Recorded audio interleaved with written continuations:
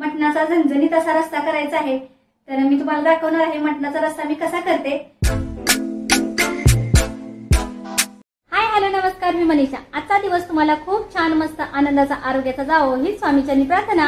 तर आता मी भाजी आणायला चाललेली आहे। सर्व घरातलं काम झालेलं आहे, भाजी फक्त बनवायची आहे। ओंकार सकाळी कॉलेजला गेला त्यावेळेला त्याला टिफिन करून दिलेला आहे, त्यावेळेलाच आपल्याला सुद्धा चपात्या करून घेतल्या। आणि विघ्नेशला काय स्कूलला पाठवलेलं नाही कारण तो आजारी आहे। म्हणजे आता तब्येत आहे त्याची चांगली, आज तब्येतमध्ये चांगला फरक पडलेला आहे, उलटी वगैरे नाही, ताप नाही। तर डॉक्टरकडून आणल्यापासून खूप चांगला फरक पडला। तर म्हटलं आजच्या दिवस ना स्कूलमध्ये पाठवत नाही, तर त्यालाच भाजी पाहिजे होती शेपूची आणि मेथीची। तर संध्याकाळनं करायला येईल पण भाजी संपून जाईल। सकाळ सकाळी ना भाजी खूप छान असते, त्यामुळे मी आणायला चाललेली आहे आता। तर म्हटलं चला भाजी घेऊन अगोदर येऊ आणि त्यानंतर भाजी वगैरे करायची आहे ती करते। तर चला घेऊन येऊ भाजी आपण।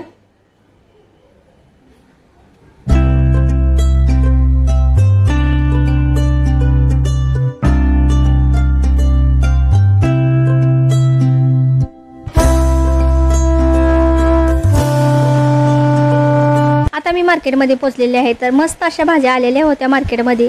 तर खूप छान छान भाज्या मावशीबशी असतात आणि शेतकरी बसले असतात, त्यामुळे मी इथंच घेते कधी भाजी घ्यायची असेल तर। आता मी सगळी भाजी घेऊन आलेली आहे, पालेभाज्या पण मी घेऊन आलेली आहे। तर पालेभाज्यामध्ये शेपू आणलेली आहे बघा, 25 रुपये एक जुडी आहे ही। अशा 2 आणलेल्या आहेत, म्हणजे 50 रुपयाच्या 2 जुड्या घेऊन आलेल्या आहे। त्यानंतर पालक आपल्याला भेटलेले आहे 30 रुपयाला, तर मोठी आहे जुडी पण 30 रुपयाला आणलेली आहे। त्यानंतर मेथी सुद्धा घेऊन आलेली आहे। तर ही बघा मेथी सुद्धा मस्त हिरवीगार आहे अशी, पण मेथी सुद्धा खूप महाग आहे। 30 रुपये म्हणत होता पण 25 रुपयाला आणली। अशा 2 जोड्या आणलेत 50 रुपयाच्या। तर एक साफ करून ठेवल्या आणि करायचे आहेत अजून साफ। त्यानंतर कारली सुद्धा आणलेली आहे 25 रुपये पाव, वांगे आणलेले आहेत 20 रुपये पाव। त्यानंतर पापडी सुद्धा आणलेली आहे 25 रुपये पाव। हा शेवगा आणलेला आहे 15 रुपये पाव। टोमॅटो आणलेले आहेत 25 रुपये पाव। ही काकडी पण आणलेली आहे 20 रुपये पाव। मिरच्या 10 रुपयाच्या घेऊन आलेल्या आहे। त्यानंतर अद्रक 10 रुपयाचं आणि शिमला सुद्धा 25 रुपये पाव आहेत। तर पाव किलोच आणलेले आहेत शिमला। वांगी फक्त अर्धा किलो घेऊन आले आणि पापडी अर्धा किलो घेऊन आलेले आहे। तर भाजी खूप बाहेर महाग आहे, कारण पाऊस आहे ना त्यामुळे महाग आहे। पाऊस नसताना तर महाग नसते, कारण पावसामुळे खराब होती ना भाजी, त्यामुळे आता भाजी ह्या महिन्यामध्ये भाजी खूपच महाग असते। कारण पाऊस पडल्यामुळे भाजी खराब होते, भाजीचा दर असतो तो खूप वाढतो, कारण भाजी जास्त करून भेटत नाही। ह्या पालेभाज्या आहेत ना सर्व मी साफ करून ठेवणार आहे, व्यवस्थित कॉटनच्या कपड्यामध्ये घालून प्लास्टिकच्या डब्यामध्ये ठेवून द्यायच्या, म्हणजे 4 दिवस 5 दिवस टिकल्या जातात। त्यामुळे ठेवणार आहे आता साफ करून। ही सर्व भाजी आहे ना ती धुवून घ्यायची आहे म्हणून ठेवलेली आहे बाहेर। आता ही सर्व भाजी धुवून घेते आणि सुकवून मग फ्रीज मध्ये ठेवणार आहे। त्याचा डबा तुमच्याकडे असेल त्यात ठेवा, नाही तर कॅरी बॅग असतात ना त्यामध्येच मी ठेवणार आहे, कारण माझे डबे वगैरे नाही, त्यामुळे कॅरी बॅग मध्ये सुद्धा भाज्या छान राहतात। तर चला या सर्व भाज्या आहेत ना पालेभाज्या अगोदर साफ करून घेते। आणि एवढी कोथिंबीर 15 रुपयाची आणलेली आहे, खूपच महाग आहे कोथिंबीर। कोथिंबीर आणणारच नव्हती कारण धना पावडर वापरते, त्यामुळे काय एवढं कोथिंबीरची गरज लागत नाही, पण म्हटलं असू दे, डाळ वगैरे पिवळी करतो ना त्यावेळेला लागते ना आपल्याला, त्यामुळे आणलेली आहे। काही ठिकाणी खूप वेगवेगळे रेट असतात भाजींचे, त्यामुळे तुम्हाला मी भाज्यांचा रेट आहे तो सांगितला। आता फळभाज्या आहे ते धुवून घेते आणि पालेभाज्या आहे ते स्वच्छ साफ करून ठेवते। सगळ्या पालेभाज्या कशा स्वच्छ करून ठेवाव्यात, नीटनेटक्या ठेवाव्यात। काही पालेभाज्या आपल्या पावसाळ्यामध्ये टिकत नाहीत, तर 4 ते 5 दिवस टिकण्यासाठी आपण व्यवस्थित कपड्यामध्ये बांधून ठेवाव्यात, सगळ्या व्यवस्थित साफ करून ठेवाव्यात, त्यामुळे भाज्या आपल्या चांगल्या टिकल्या जातात जास्त दिवस। अशी धुवून घेऊन चांगली सुकत ठेवायची कॉटनच्या कपड्यावरती, म्हणजे भाजी लवकर आपली खराब होत नाही।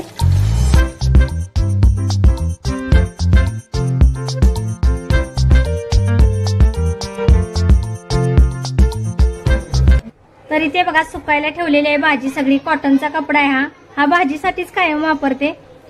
अशा कॉटनच्या कपड्यावरती ना भाजी आपली धुतल्यानंतर ठेवायची, म्हणजे सगळं पाणी आहे ते मुरवून घेतं कॉटनचा कपडा। त्यानंतर अशी सुद्धा थोडी पुसायची, म्हणजे वरचं पण पाणी असतं ना भाजीचं ते निघून जातं। तर चला 1-1.5 तास अशीच भाजी ठेवणार आहे, त्यानंतर फ्रीज मध्ये ठेवणार आहे। आता सर्व पालेभाज्या आहेत त्या स्वच्छ करून घेतल्या, साफ करून घेतल्या, त्यानंतर आता कॉटनच्या कपड्यामध्ये बांधून ठेवणार आहे। माझ्याकडे प्लास्टिकचे डबे नाहीत, मी कॅरी बॅगमध्येच ठेवणार आहे. तुमच्याकडे जर प्लास्टिकचे डबे असतील ना त्यामध्ये ठेवा, खूप छान भाज्या राहतात. अशा सुद्धा कॅरी बॅगमध्ये छान राहतात, पण प्लास्टिकच्या डब्यामध्ये जास्त दिवस टिकून राहतात. पालक ठेवला त्यावेळेला एक पदरीच कपडा घेऊन त्यामध्ये पालक ठेवून दिला, पण शेपूची भाजी आहे ना ते 4 पदरी कपडा घेऊन त्यानंतर आपल्याला शेपू त्यामध्ये ठेवायचं आहे. म्हणजे शेपूच्या भाजीला अगोदरच पाणी जास्त असतं आणि पावसाचं पाणी जर थोडंसं पडलं असेल तर शेपूची भाजी लवकर खराब होते. 4 पदरी कपडा टाकला आणि शेपूची भाजी बांधून ठेवल्यानंतर भाजी आपली लवकर खराब होत नाही शेपूची, कारण शेपूच्या भाजीच्यात पाणी आहे ते सगळं कपडा ओढून घेतं. त्यामुळे 4 पदरी कपड्यामध्ये शेपूची भाजी ठेवायची आहे. तर ठेवलेली आहे भाजी मी बांधून. आता मेथीची भाजी आहे ती मी अशीच ठेवणार आहे, कारण मला सकाळी करायची आहे, त्यामुळे मला चिरून पण घ्यायची आहे. तर कोथिंबीर आहे ती एका कागदामध्ये बांधून ठेवणार आहे, पेपरमध्ये. न्यूजपेपर नाही माझ्याकडे, तर मी वहीचं पान आहे तेच घेऊन त्याच्यामध्ये बांधून ठेवणार आहे. आता भाजी वगैरे साफ करून घेतली, त्यानंतर काही भाजी आहे ती फ्रीजमध्ये ठेवलेली आहे. जी कपड्यात बांधली ना ती पिशवीत बांधून कपड्यात व्यवस्थित बांधून फ्रीजमध्ये ठेवलेली आहे. आणि जी धुतलेली भाजी आहे ती बाहेरच आहे. तर मला आता स्वयंपाक पण करायचा आहे. तर आता मटणाची भाजी करणार आहे. मटणाचा झणझणीत असा रस्सा करायचा आहे. तर मी तुम्हाला दाखवणार आहे मटणाचा रस्सा मी कसा करते. तर चला सुरुवात करू आता स्वयंपाकाला आपल्या. तर इथे बघा खोबरं घेतलेलं आहे, अद्रक घेतलेलं आहे, हे त्यानंतर लसूण घेतलेला आहे आणि कोथिंबीर घेतलेली आहे. खोबरं आहे ते आपल्याला गॅसवरती भाजून घ्यायचं आहे. तर चला आपण सुरुवात करू आपल्या रेसिपीला. आता मी गॅस चालू करून खोबरं आधी भाजून घेते. पाणी हे गरम केलेलं आहे ना ते साईडला उतरून ठेवते इथं. आणि हे बघा अर्धा किलो मटण आहे आपलं, स्वच्छ असं धुवून घेतलेलं आहे.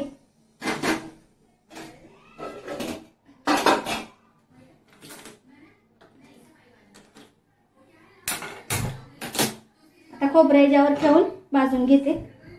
पकडीच्या साह्यानं खोबरं असं चांगलं भाजून घ्यायचं. तर मस्त असं खोबरं भाजलेलं आहे. बंद करू.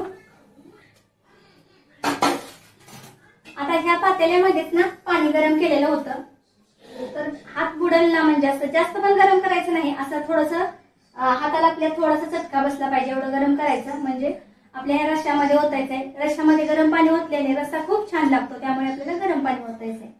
खोबरं थंड होतंय तोपर्यंत आपण मटण आहे ते वापरायला टाकू. तर चला गॅस शेगडी चालू करते. पातेलं गरम करायला ठेवते. पातेलं आपलं गरम झालं की 3.5 पळ्यात तेल टाकलेलं आहे. तेल आपलं गरम झालेलं आहे. आता मटण सोडून घेऊ. मटण असं हलवून घ्यायचं, टाकलं तेलात की लगेच हलवून घ्यायचं. आता आपण थोडंसं मीठ टाकू. अर्धा चमचा मीठ टाकून घेतलं म्हणजे मटणाला आपल्या पाणी सुटलं जातं आणि आतल्यात वापरलं जातं तेलामध्ये. आता याच्यावरती झाकण ठेवून वाफलून होतंय तोपर्यंत आपण खोबरं बारीक करून घेऊ.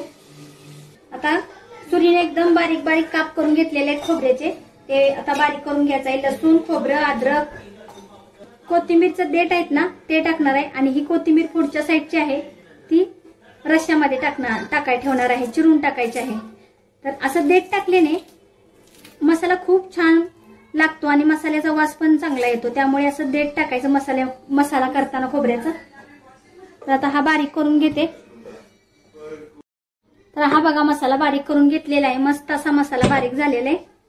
हा असा मसाला रश्श्यामध्ये टाकल्याने खूप चांगला रस्सा होतो. भाजलेलं खोबरं ना रश्श्यामध्ये कधी पण टाकायचं. तर बघा आता मटण बघू वापरलंय का. पाणी बघा सुटलेलं आहे मटणाला आपल्या, कारण मीठ टाकल्यामुळे असं पाणी सुटतं आणि मटण चांगलं शिजलं जातं. या पाण्यामध्ये ना, हे पाणी आटपर्यंत आपल्याला मटण आहे ते शिजवून घ्यायचं. या पाण्यामध्ये मस्त असं वापरलेलं आहे मटण, वापरून घेतलेलं आहे 8 मिनिटं. चला आता मसाले टाकून घेऊ.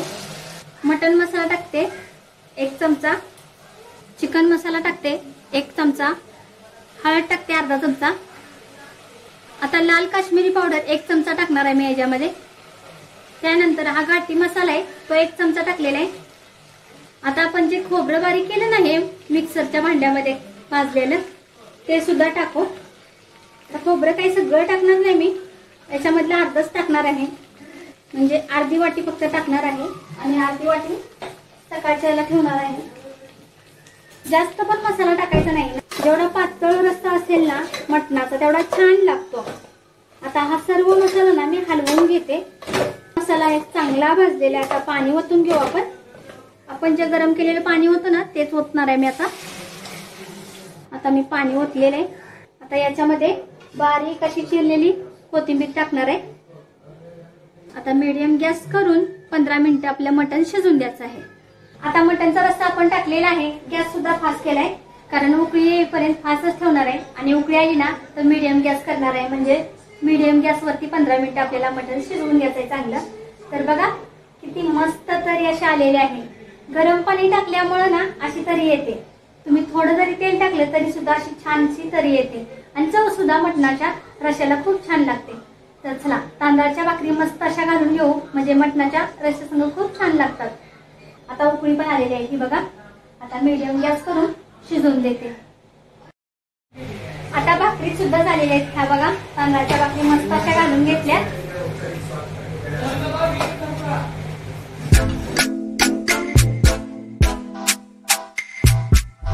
आता सर्व स्वयंपाक झालेला आहे. आता आम्ही जेवून घेतो. 10 वाजता आलेले आहेत, 9:45 वाजलेले आहेत.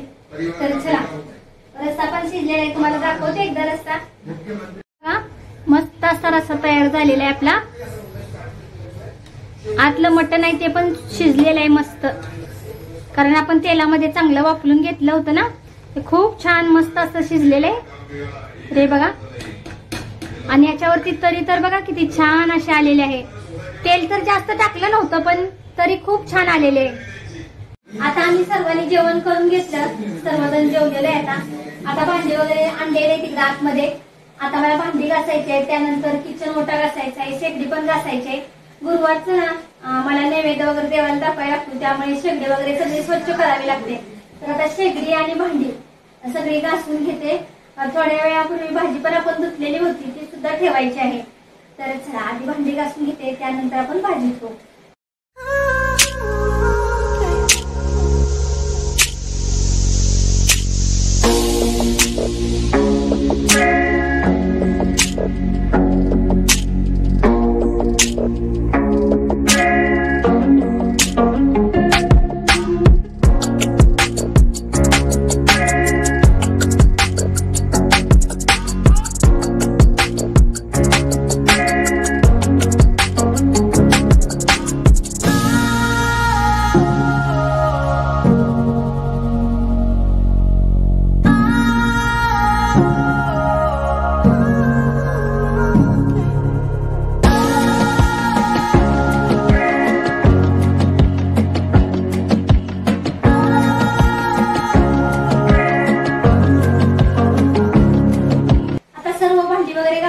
त्यानंतर किचन पण धुवून घासून घेतलेलं आहे, क्लीन करून सगळं घेतलेलं आहे. किचनवरचं सगळं काम आवरून झालेलं आहे. आता आपल्याला भाजी ठेवायची आहे फ्रीज मध्ये. तर चला मी भाजी ठेवून देते.